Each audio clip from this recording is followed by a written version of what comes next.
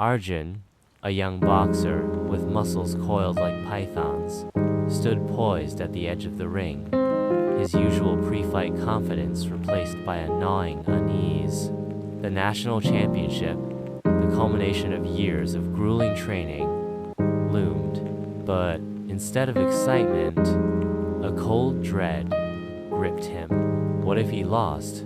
The whispers, the disappointment, they echoed in his mind, drowning out the roar of the crowd. His mentor, Krishna, a wizened man with eyes that held the wisdom of 1,000 battles, noticed the tremor in Arjun's hands.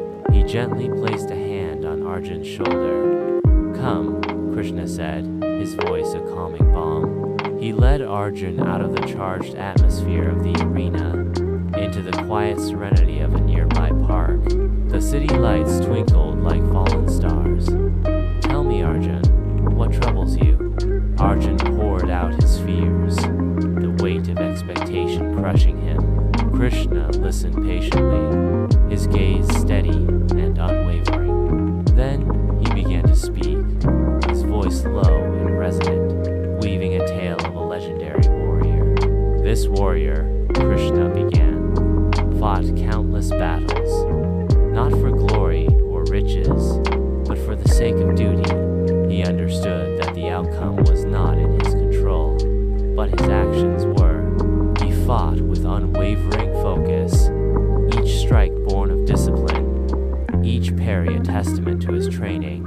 He found peace not in victory, but in the selfless act of fighting itself. Krishna's words resonated deep within Arjun. He had always focused on the prize, on the validation of winning. He had never truly understood the meaning of selfless action. Krishna continued, "The Bhagavad Gita speaks of karma yoga, the path of selfless action.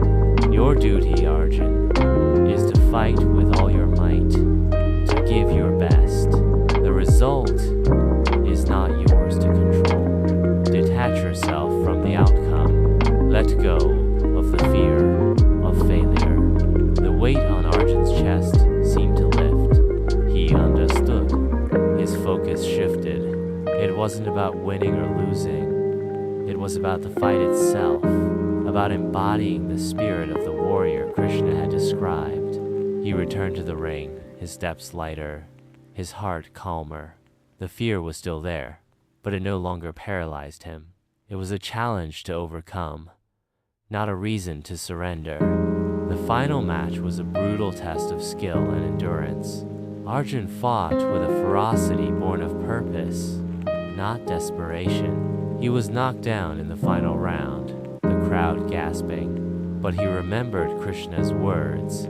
He rose, not with panic, but with a quiet resolve.